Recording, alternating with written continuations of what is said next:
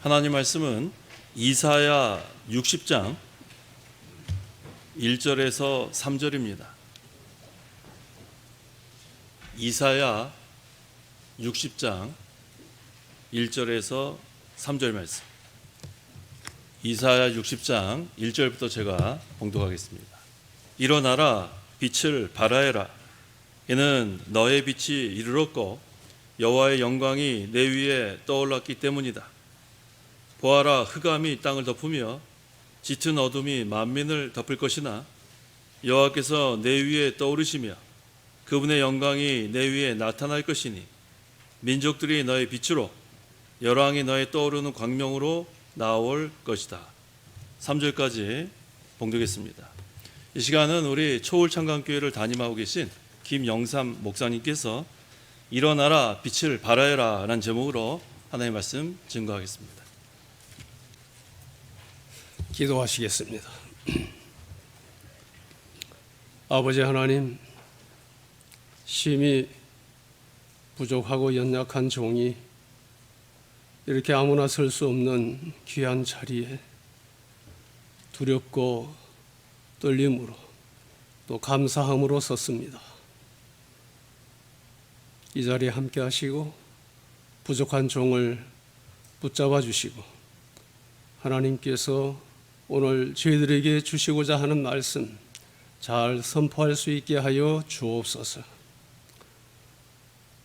이 자리에 모인 우리 모든 성도들의 영의 귀를 열어주시고 영안을 열어주시고 성령님 조명하여 주셔서 하나님의 말씀 속에 감추인 비밀 잘 발견하고 깨닫게 하시며 또 그 깨달은 바를 우리의 삶에 잘 연결하고 적용하고 실천할 수 있도록 성령님 감동하여 주옵소서. 마칠 때까지 함께하여 주실 줄 믿사오며 예수님의 이름으로 기도드리옵나이다. 아멘. 본문 1절에 일어나라, 빛을 발하여라 라고 하였습니다. 이 말씀을 근거로 일어나라, 빛을 발하여라 라는 제목으로 말씀을 증거하겠습니다. 제목을 한번 따라 하시겠습니까? 일어나라, 빛을 발하여라. 예, 감사합니다. 하나님은 당신의 택한 백성이라 할지라도 그들이 범죄할 때에는 엄정하게 징계하십니다. 하지만 하나님은 선민을 징계하는 와중에서도 그들의 치유와 회복을 약속하시고 그 약속을 이행하십니다. 우리는 이러한 하나님의 원칙과 행하심을 이스라엘 역사를 통해서 지식적으로도 잘 알 수 있으며 우리의 신앙생활 여정을 통해서 경험적으로 잘 알 수 있습니다. 대부분 성도님들은 이미 잘 알고 경험하였을 것입니다. 오늘 본문은 하나님께서 이사야 선지자를 통하여 선민인 이스라엘 민족의 치유와 회복을 약속하신 말씀입니다. 이 약속은 하나님의 무조건적이며 주권적인 은혜입니다. 이 약속의 말씀은 역사적으로 볼 때 선민 이스라엘이 하나님의 징계를 받아 주전 586년에 바벨론 포로로 끌려가기도 전 100년도 훨씬 전에 이사야를 통하여 주셨으며 바벨론에서 고향 땅으로 귀환과 신앙 회복을 통한 선민의 복된 미래를 예언하는 말씀입니다. 구속사적으로 본다면 예수님께서 초림하셔서 택한 자들을 구원하시고 복된 삶을 누리게 하신다는 예언입니다. 이 말씀은 더 나아가 이어지는 다음 장들에서 종말론적인 구원과 새 하늘과 새 땅에 대한 예언으로 연결됩니다.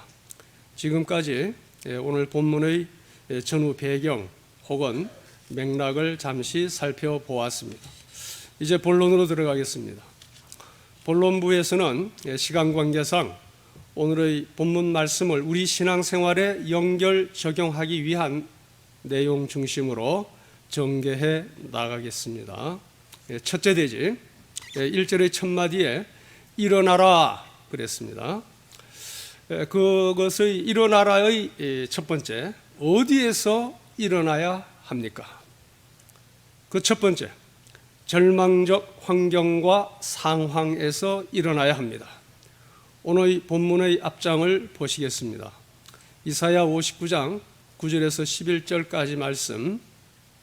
그러므로 공의가 우리에게서 멀고 의가 우리에게 미치지 못하니 우리가 빛을 바라나 어둠뿐이며 광명을 바라나 어둠 속을 걸을 뿐이다. 10절입니다. 우리는 맹인같이 담을 더듬고 눈 없는 자처럼 더듬으며 우리가 대낮에도 황혼때같이 넘어지며 원기왕성한 사람들 가운데 있으나 죽은 사람과 같다. 11절. 우리가 모두 곰처럼 부르짖고 비둘기처럼 슬피 울며 정의를 바라나 정의가 없고 구원을 바라나 우리에게서 구원이 멀다. 이렇게 말씀하였습니다. 바벨론 포로 생활하는 그들은 마치 죽은 자처럼 살아간다고 하소연하고 있습니다. 절망의 어두움 가운데서 어디로 갈 바를 알지 못하고 이리 쓰러지고 저리 쓰러지면서 고통 가운데 슬피 울며 살아가고 있다고 탄식하고 있습니다. 혹시 우리 중에 고통의 멍에를 지고 신음하는 자 있습니까? 이 생의 풍파로 시달리고 있는 자 있습니까? 낭패와 실망과 절망의 늪에서 허덕이는 자 있습니까? 그 자리에서 일어나야 합니다. 질병의 문제가 있습니까? 경제적인 문제가 있습니까? 학업의 문제가 있습니까? 가정생활의 문제가 있습니까? 직장생활의 문제가 있습니까? 남아있는 깊은 상처로 아파하고 있습니까? 원한과 분노와 미움 등으로 괴로운 자 있습니까? 나를 사로잡거나 짓누르는 죄의 짐이 있습니까?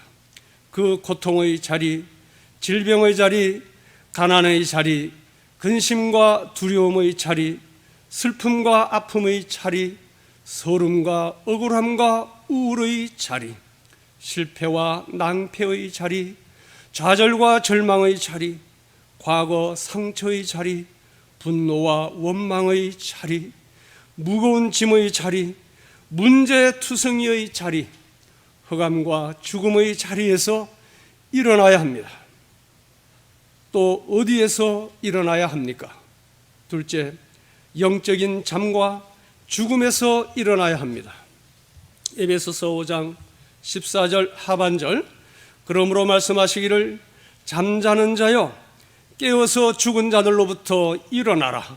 주께서 너를 비추실 것이다 라고 하였습니다. 잠자는 자와 죽은 자는 자신과 주변에서 일어나는 상황을 아무것도 깨닫지 못합니다. 도적이 침입해도 불이 나도 호랑이가 물어가도 하나님의 심판이 가까이 다가와도 알지 못합니다. 누가 자기를 사랑해 주어도 누가 선물을 주어도 하나님이 복이 내려와도 모릅니다. 우리는 이러한 무감각과 무지와 안일과 나태함에서 일어나야 합니다. 그런데 우리는 일어날 힘이 없습니다. 마음으로 원한다 할지라도 일어나질 못합니다. 죽은 자나 잠자는 자는 아예 일어날 마음도 원함도 없습니다.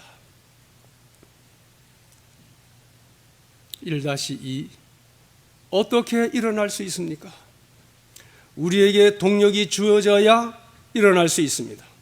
1절 하반절을 보십시다. 이는 너희 빛이 이르렀고 여호와의 영광이 내 위에 임하였기 때문이다. 일어날 수 있는 원동력인 빛이 임하였기 때문에 일어날 수 있다고 말씀하고 계십니다. 여기서 너의 빛은 너 자신이 바라는 빛이 아니라 너를 위한 빛이란 뜻입니다. 즉 너를 위해 너에게 임하는 여호와의 영광을 뜻하는 것입니다. 우리는 스스로 일어날 힘이 없지만 하나님의 빛과 영광이 우리에게 임하면 일어날 수 있습니다. 하나님의 빛은 우리를 일으키는 원동력입니다. 하나님은 영적인 빛이시며 우리가 육신의 눈으로 보는 물리적인 빛도 창조하신 분이십니다. 요한일서 1장 5절, 우리가 그에게서 듣고 너희에게 전하는 소식이 이것이니 곧 하나님은 빛이시다 라고 증언하고 있습니다. 이 빛이 또한 누구입니까? 이 빛은 예수님이십니다. 구약의 선지자 이사야는 빛으로 오실 그리스도에 대하여 다음과 같이 예언하였습니다. 이사야 9장 2절, 흑암에 행하던 백성이 큰 빛을 보고 사망의 그늘진 땅에 거주하는 자에게 빛이 비치도다. 사도 요한은 예언대로 오신 예수님에 대하여 다음과 같이 증언하였습니다. 요한복음 1장 4절과 9절 말씀, 그 안에 생명이 있었으니 이 생명은 사람들의 빛이라. 9절입니다. 참빛 곧 세상에 와서 각 사람에게 비추는 빛이 있었나니라고 하였습니다. 예수님은 유일한 참 빛이십니다. 예수님께서 친히 말씀하셨습니다. 요한복음 8장 12절, 예수께서 또 말씀하여 이르시되 나는 세상의 빛이니 나를 따르는 자는 어둠에 다니지 아니하고 생명의 빛을 얻으리라. 요한복음 12장 46절, 나는 빛으로 세상에 왔나니 무릇 나를 믿는 자는 어두움에 거하지 않게 하려 함이로라 라고 말씀하셨습니다. 생명의 빛이신 주님께서 찾아오셔서 말씀하시니 죽은 자가 일어났습니다.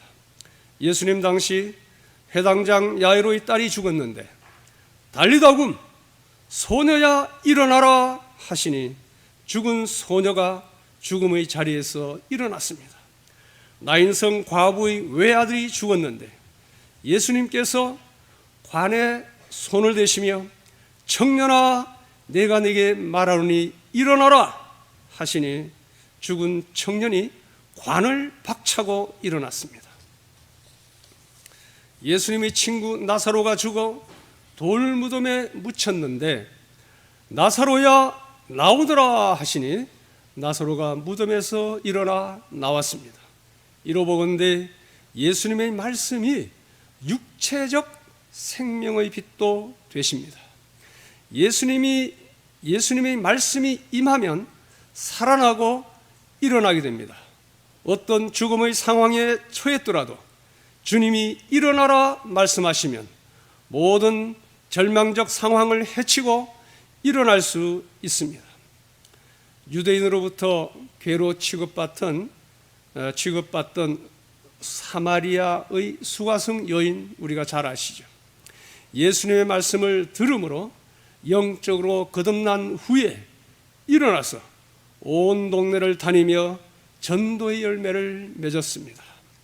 예수 믿는 자를 핍박하던 교만한 석학 사울은 다메섹 도상에서 예수님의 강렬한 빛을 받아 꼬꾸라진 후에 눈의 비늘 같은 것이 벗겨지고 일어나 위대한 전도자요 선교사인 사도 바울로 변화되었습니다. 이와 같이 예수님의 말씀이 영적인 생명의 빛이십니다. 예수님이 말씀하시니 물이 변하여 포도주가 되었습니다. 예수님의 말씀은 변화의 기적을 일으키십니다. 요한복음 5장 25절 말씀, 진실로 진실로 너희에게 이르노니 죽은 자들이 하나님의 아들의 음성을 들을 때가 오나니 곧 이때라. 듣는 자는 살아나리라. 듣는 자는 살아나리라. 주님의 음성을 들으면 살아납니다. 우리가 주님의 음성을 어떻게 듣습니까? 성경 말씀을 들음으로, 읽음으로, 묵상함으로 주님의 음성을 듣습니다. 말씀을 들을 때 죄인이 살아나 모든 문제와 고통의 원인인 죄를 깨닫고 회개함으로 일어날 수 있습니다. 말씀을 들을 때 예수님께서 우리의 구원자시요 모든 문제의 해결자심을 깨닫게 됩니다. 예수님의 말씀이 우리를 살리고 일으키시는 빛이십니다. 그 말씀의 빛으로 나아갑시다. 여호와의 영광이란 말이 나왔었는데요, 여호와의 영광도 예수님을 통해 보게 됩니다. 요한복음 1장 14절 말씀이 육신이 되어 우리 가운데 거하시며 우리가 그의 영광을 보니 아버지의 독생자의 영광이요 은혜와 진리가 충만하더라.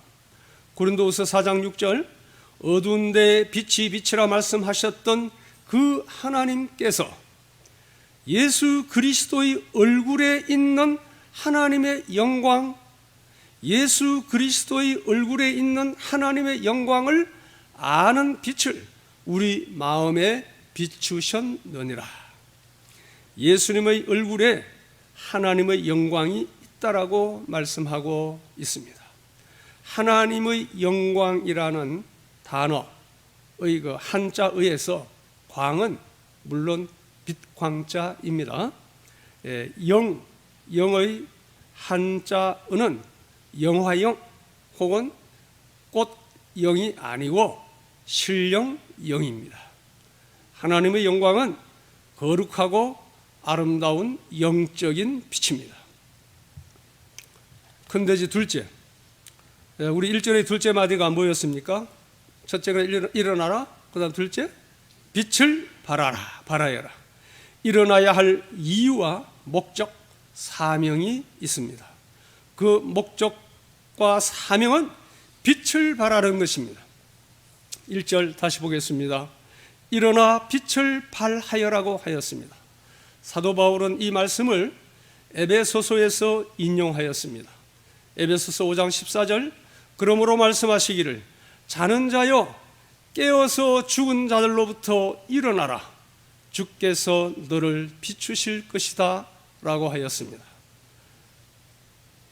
이 말씀의 의미에 대해서 이병규 목사님은 다음과 같이 주석하였습니다. 빛을 발하라는 것은 믿음을 써서 믿음의 행위를 나타내라는 것이며 영적인 생명의 빛을 발하라라는 것이다. 이것은 또한 하나님의 말씀을 전하여 생명을 살려내라는 명령이다 라고 주석하였습니다. 예, 맞습니다. 일어나서 해야 할 사명을 잘 풀어주셨습니다. 그런데 빛을 발하라라는 이 대지에서 저는 몇 가지 더 상고하고 싶은 것이 있습니다. 우리는 발광체가 아니라 반사체라는 사실입니다. 우리가 빛의 근원은, 즉 발광체는 성삼위 하나님이십니다. 성부 하나님과 성자 예수님과 성령님이십니다. 그리고 우리 그리스도인들은 하나님 영광의 반사체일 뿐입니다. 낮에 보이는 해는 스스로 빛을 발하는 발광체입니다. 그러나 캄캄한 밤에 보이는 달은 발광체가 아니라 반사체입니다. 요즘 유행하는 전등인 LED 등 있지 않습니까? 이 LED 등은 스스로 빛을 발하는 것이 아니죠. 전기 에너지나 태양 에너지를 받아서 빛을 발하는 것입니다. 영적으로도 마찬가지입니다. 하나님은 영적인 발광체, 즉 빛의 근원이십니다. 우리는 그 빛을 받아 그 빛을 반사하는 반사체입니다. 우리가 빛을 발할 수 있는 에너지의 근원은 하나님이십니다. 우리가 빛을 발할 수 있는 것은 이미 하나님의 빛을 받았고 또한 지속적으로 받고 있기 때문에 가능한 것입니다. 그래서 오늘 본문은 일어나라 빛을 발하여라. 이것이 가능한 이유는 너희 빛이 이르렀고 여호와의 영광이 내 위에 임하였기 때문이다 라고 말하고 있는 것입니다. 하나님은 빛이시기 때문에 하나님의 아들 된 우리들은 당연히 빛의 아들입니다. 그러므로 데살로니가전서 5장 5절 말씀은 너희는 모두 빛의 아들들이다 라고 하였습니다. 빛이신 예수님을 영접한 자는 그 안에 예수님의 빛을 소유하고 있습니다. 그래서 에베소서 5장 8절은 너희가 전에는 어둠이었으나 이제는 주님 안에서 빛이다. 빛의 자녀들답게 행하여라고 명령하고 있습니다. 주님께서도 제자들에게 친히 말씀하셨습니다. 마태복음 5장 14절 너희는 세상의 빛이다. 빛이 되라고 말씀하지 않았습니다. 빛이다. 이미 빛의 자녀가 되었기 때문입니다. 예수 믿는 여러 성도님들과 저는 빛의 자녀들입니다. 아멘입니까? 큰 세 번째, 대지 3. 빛의 의미, 속성과 능력을 보겠습니다. 우리 성도님들이 빛을 제대로 발하려면 우리가 받은 빛이 어떤 빛인지 좀 더 자세히 알 필요가 있습니다. 그 첫 번째, 빛의 본질적 의미 혹은 속성이 무엇일까요? 그 첫째, 빛의 첫 번째 본질적 의미는 거룩입니다. 거룩입니다. 요한일서 1장 5절 곧 하나님은 빛이시라 그에게는 어둠이 조금도 없으시다라고 하였습니다. 어둠이 없다는 말은 불의와 죄악이 없는 거룩함을 의미합니다. 이 거룩에는 하나님의 공의와 위엄이 내포되어 있습니다. 구약에는 하나님의 속성 중에 거룩이 많이 강조되었습니다. 레위기 11장 44절 45절 말씀 내가 거룩하니 너희도 거룩할지어다. 하나님의 빛은 본질적으로 거룩을 의미하며 이 성막에서의 청색이 주로 하나님의 거룩함을 상징하였습니다. 자, 둘째, 빛의 두 번째 본질적 의미는 생명입니다. 생명입니다. 생물학적으로도 빛은 생명의 필수 여건입니다. 예수님께서 친히 요한복음 8장 12절 말씀에 나는 세상의 빛이니 나를 따르는 자는 어둠에 다니지 아니하고 생명의 빛을 얻으리라고 하셨습니다. 빛이신 하나님께서 독생자를 주신 목적이 독생자를 믿는 자마다 무엇입니까? 영생, 이 생명, 영생을 얻게 하려는 것이었고 빛이신 예수님께서 오신 목적도 양으로 무엇을 얻게? 생명을 얻게 하려는 것이었습니다. 예수님 안에 생명이 있습니다. 요한일서 5장 11절 12절 또 증거는 이것이니 하나님이 우리에게 영생을 주신 것과 이 생명이 그의 아들 안에 있는 그것이니라. 아들이 있는 자에게는 생명이 있고 아들이 없는 자에게는 생명이 없느니라. 요즘은 무슨 계절이라 그럽니까?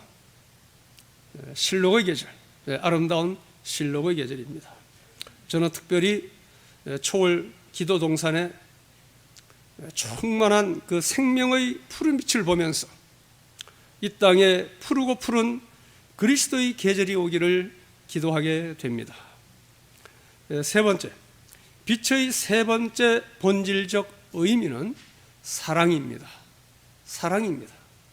사도 요한은 요한일서 4장 16절에서 하나님은 사랑이시다 라고 정언하면서 요한일서 2장 9절 10절 빛 가운데 있다 하면서 그 형제를 미워하는 자는 지금까지 어둠에 있는 자요 그의 형제를 사랑하는 자는 빛 가운데 거한다라고 하였습니다. 사랑의 하나님께서 명하신 10계명의 두 핵심도 우리가 잘 아시지요. 하나님 사랑, 이웃 사랑이며 성령의 첫 번째 열매도 사랑입니다. 이 사랑의 빛은 주로 성령님의 빛으로 간주될 수 있습니다. 이와 같이 빛의 본질적 의미는 거룩, 생명, 사랑입니다. 우리는 이러한 빛을 받아 누리며 비추어야 합니다. 3-2 빛의 의미와 속성에서 속성 의미에 대한 말씀을 드렸고요. 이제 그 능력, 빛은 여러 가지 기능과 능력을 가지고 있습니다. 성삼위 하나님이 빛이시고 또한 그의 말씀들도 빛입니다. 사도 요한은 요한복음 1장 1절에서 3절에서 말씀은 빛이다 라고 하였습니다. 시편 기자는 시편 109편 105절 말씀에 주의 말씀은 내 발의 등이요 내 길의 빛이니다 라고 하였습니다. 말씀은 영적인 빛입니다.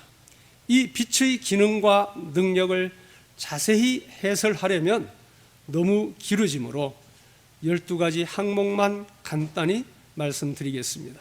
첫째, 말씀의 빛은 우리의 실상을 보게 합니다. 우리의 죄악성을 드러냅니다. 물리적인 빛이 물체와 주변의 실상을 보게 하는 것과 마찬가지입니다.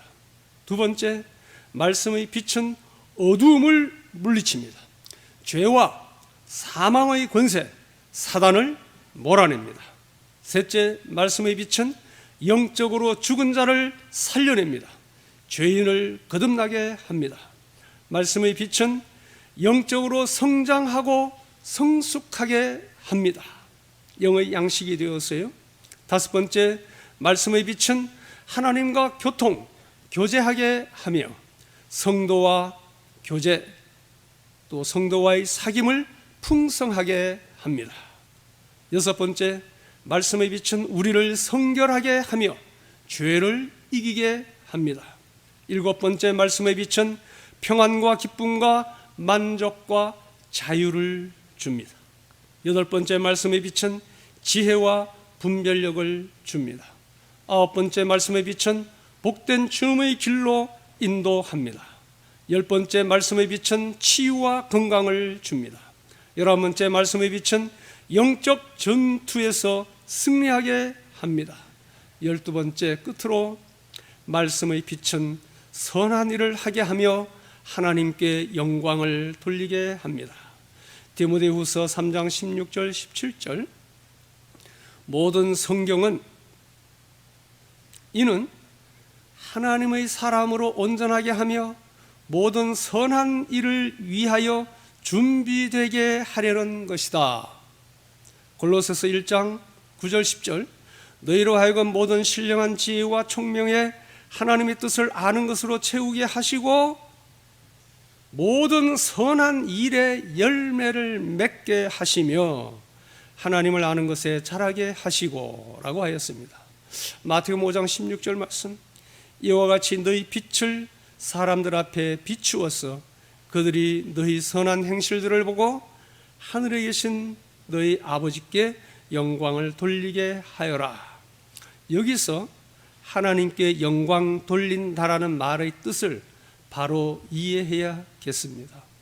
아마 우리 담임 목사님, 우리 김 목사님께서 설교 시간에 여러 차례 강조하는 걸 제가 들었는데요.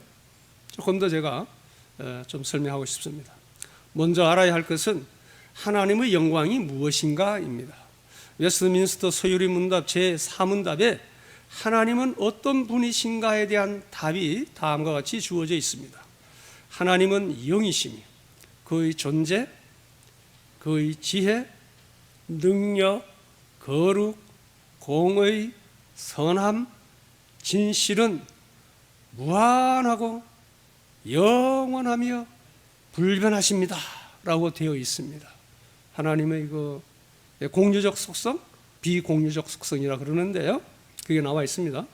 이렇게 아름답고 존귀한 하나님의 그 고유한 속성들을 통틀어서 한마디로 표현한 것이 하나님의 영광입니다.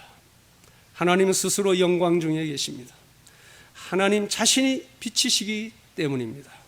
하나님의 영광은 하나님 본래의 고유한 속성이기 때문에 인간이 더하거나 덜 할 수 없는 것입니다. 둘째, 하나님께 영광 돌린다는 말의 뜻은 하나님의 고유한 영광을 드러내고 찬양한다. 세상 사람들로 하여금 하나님의 영광을 보고 그 영광을 인정하고 찬양하게 한다라는 뜻입니다. 그래서 우리 담임 목사님께서 자주 말씀하시기를 하나님께 영광 돌린다라는 말은 하나님의 영광을 반영한다라는 뜻이다 라고 함축적으로 강조하셨습니다. 목사님 혹시 맞습니까? 예. 제가 한 번 더 확인했어야 되는데 제가 그냥 기억으로 말씀드렸습니다. 이제 결론입니다. 지금까지 우리는 일어나라, 일어나라는 하나님의 명령과 일어나는 목적, 즉 빛을 발하여라는 사명을 들었고, 우리를 일으키는 원동력인 빛을 주신다는 하나님의 약속도 들었습니다. 그리고 그 빛의 의미와 속성, 또한 그 기능과 능력에 대하여 자세히 살펴보았습니다. 우리는 이렇게 귀한 빛을 받았습니다. 맞습니까? 이제 이 빛을 발하여야 하는데 이 빛을 어디에 비추어야 합니까? 먼저 내 안에, 또한 우리 교회 안에 비추어야 합니다. 민수기 6장 25절 26절, 여호와께서 그분의 얼굴을 내게 비추시고 네게 은혜 주시기를 원하며 여호와께서 그분의 얼굴을 네게로 향하여 드시고 네게 평강 주시기를 원한다라고 하였습니다. 나 자신이, 또한 우리 교회가 먼저 이 은혜와 평강의 빛을 받아 누려야 합니다. 그리고 우리가 빛의 자녀로서 서로를 비추어야 합니다.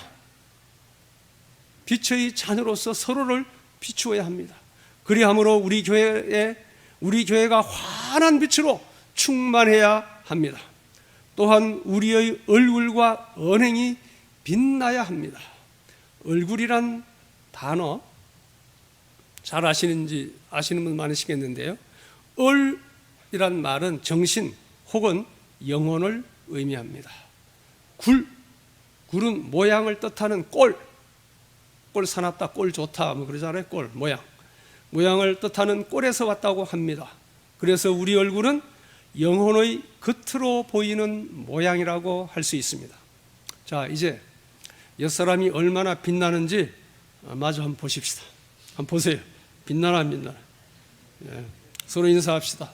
형제님, 자매님, 얼굴에서 광채가 나는군요. 예, 형제님, 자매님, 얼굴에서 광채가 나는군요. 예, 빛의 자녀가 맞네요. 예. 빛의 자녀들은 얼굴도 언행도 아름답게 빛납니다. 째려보는 레이저 눈빛 아닙니다. 말도 함부로 마음 내키는 대로 마구 하는 것이 아닙니다. 말하는 것도 다듬어진 언어로 친절하고 공손하게, 정중하고 아름답게 해야 합니다. 모든 언행을 선하고 바르고 진실하게 해야 합니다. 에베소서 5장 9절 말씀, 빛의 열매는 모든 선함과 의로움과 진실함에 있다라고 하였습니다. 에베소서 4장에서 6장까지의 말씀은 빛의 자녀로서 마땅한 언행에 대하여 자세히 가르쳐주고 있습니다. 특별히 우리의 말하는 것에 대해서 이렇게 하면 안 된다, 이렇게 해야 된다라고 많이 강조하고 있습니다. 교회에서 많은 문제가 이 말 때문에 일어나잖아요. 4-. 자, 두 번째, 우리가 어디에 비춰야 됩니까? 다음으로 바깥 세상에, 즉 내가 몸담고 있는 삶의 현장에 비추어야 합니다. 마태복음 5장 14절, 너희는 세상의 빛이다. 산 위에 있는 성읍은 숨겨질 수 없다라고 하였습니다. 성도가 세상에 대해 빛된 삶을 산다는 것은 무엇을 의미합니까? 그것은 세상 사람들이 자신들의 가치관에 따라 이 세상을 살아가는 것처럼 살지 않고 하나님의 말씀에 따라 선하고 올바르고 진실하게 살아서 세상 사람들로 하여금 우리의 그런 의로운 행실을 보고 하나님의 살아계심을 인정하게 하며 그들도 그런 삶을 살도록 인도하는 것입니다. 이것이 하나님께 영광 돌리는 것입니다. 더 나아가 땅끝까지 전 세계를 향하여 복음의 빛이 뻗어가야 합니다. 마태복음 16장 15절 너희는 온 천하에 다니며 복음을 전파하라. 마태복음 28장 19절 20절 그러므로 너희는 가서 모든 민족을 제자로 삼아라. 사도행전 1장 8절 그러나 성령이 너희에게 임하시면 너희가 능력을 받고 예루살렘과 온 유대와 사마리아와 땅끝까지 이르러 내 증인이 될 것이다. 이 명령들은 예수님께서 승천하시기 전에 유언같이 남기신 말씀입니다. 우리가 비출 빛은 복음의 빛입니다. 고린도후서 4장 4절 그들 가운데서 이 세상의 신 사단이죠. 이 세상의 신이 믿지 않은 자들의 마음을 어둡게 하여 하나님의 형상인 그리스도의 영광의 복음의 광채를 보지 못하게 하였다. 고린도서 4장 3절 만일 우리의 복음이 가리워졌다면 멸망당하는 자들에게 가려진 것입니다. 그러나 사도행전 13장 47절 48절 주께서 이같이 우리에게 명하시되 내가 너를 사도 바울에게 하시는 말씀입니다. 내가 너를 이방의 빛으로 삼아 너로 땅끝까지 구원하게 하리라 하시느니라 하니 이방인들이 듣고 기뻐하여 하나님의 말씀을 찬송하며 영생을 주기로 작정된 자는 다 믿더라 하였습니다. 이 말씀들은 사단의 방해가 있지만 구원운동이 구원의 역사가 땅끝까지 퍼져나가기를 원하시는 하나님의 소원과 계획이 성취된다는 말씀입니다. 하나님께서는 오늘날 우리들을 통해서도 이 구원의 역사, 선교의 역사를 이루어 가길 원하십니다. 사도 베드로는 그리스도인들의 새로운 신분과 사명을 다음과 같이 명시하였습니다. 베드로전서 2장 9절 그러나 너희는 택하신 족속이요 왕같은 제사장들이요. 제사장들이 뭐하는 자들입니까? 예배드리는 자입니다. 거룩한 나라요 그의 소유된 백성이니 이는 너희를 어두운 데서 불러내어 그의 귀한 빛에 빛으로 충만한 하나님의 나라에 들어가게 하신 이 그분이 바로 예수님이시죠. 그 예수님의 아름다운 덕을 선포하게 하려 하심이라. 선포, 전도와 선교를 의미합니다. 우리는 다 어두움 가운데 있었습니다.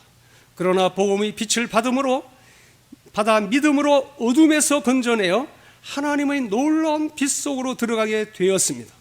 그 빛이 우리에게 새 생명을 주었고 우리의 삶을 흑암에서 광명으로, 슬픔에서 기쁨으로, 절망에서 소망으로 바꾸어 주었습니다. 이제 우리는 다시 일어나야 합니다. 그리고 세상을 향해 이 놀라운 복음의 빛을 비추어야 합니다. 우리 교회 이름이 뭡니까? 창광교회입니다. 그 뜻을 잘 아시죠? 창천동의 빛이란 뜻입니다. 우리 교회는 창천동을 환히 비추는 등대입니다. 성도님들은 복음의 빛을 소유하고 걸어다니는 창천동의 뭐라 그럴까요? 등대입니다. 이제 더 나아가 전 세계를 향하여 복음의 찬란한 빛이 힘있게 뻗어갈 것입니다. 우리 창광교회를 통해서 말입니다. 그동안도 잘 해왔거니와 이제 더 힘차게 일어나서 구원운동을 열심히 합시다. 이것이 빛의 자녀요 세상의 빛인 우리들의 사명입니다. 일어나라, 빛을 발하여라. 이 말씀은 우리들을 향한, 이 자리에 있는 우리들을 향한 하나님의 소원이요 복된 명령입니다. 우리들이 이 복된 사명을 잘 감당할 수 있도록 이미 우리들에게 빛으로 임하신 성삼위 하나님을 찬양합시다. 이 귀한 사명을 더 잘 감당할 수 있도록 우리 교회와 각 성도님들 위에 하나님의 빛, 하나님의 영광이 더욱 충만히 임하기를 축원합니다. 축복합니다. 기도드리겠습니다. 아버지 하나님, 오늘 우리들에게 일어나라 빛을 발하여라는 귀한 말씀을 주시니 감사합니다. 예수님께서 생명의 빛으로 이 땅에 오셔서 우리를 흑암 권세에서 구원하여 하나님의 귀한 빛에 들어가게 하셨으니 감사를 드립니다. 우리들은 왕같은 제사장들로 삼아주셨사오니 이제 우리들은 예배자로서 하나님의 빛나는 얼굴을 늘 대하며 그 은혜와 평강을 날마다 누리며 하나님의 영광을 찬양하게 하옵소서. 또한 전도자로서 그 빛 가운데 행하며 그 빛을 세상에 비추는 사명을 잘 감당하게 하옵소서. 우리 모두가 이 세상을 밝히는 걸어다니는 등대들이 되게 하옵소서. 우리 창광교회가 이웃과 전 세계를 향하여 복음의 빛을 찬란히 바라며 더 크게 하나님의 영광을 드러내게 하옵소서. 세상의 빛이신 예수님의 이름으로 기도드리옵나이다. 아멘. 일어나라, 빛을 발하여라. 오늘 귀한 말씀 감사합니다.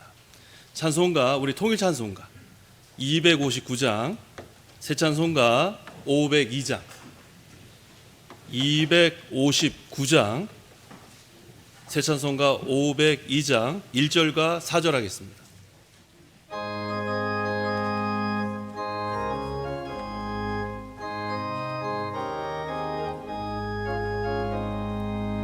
빛의 사자들이여 어서 가서 어둠을 물리치고 주의 진리 모르는 백성에게 복음의 빛 비춰라.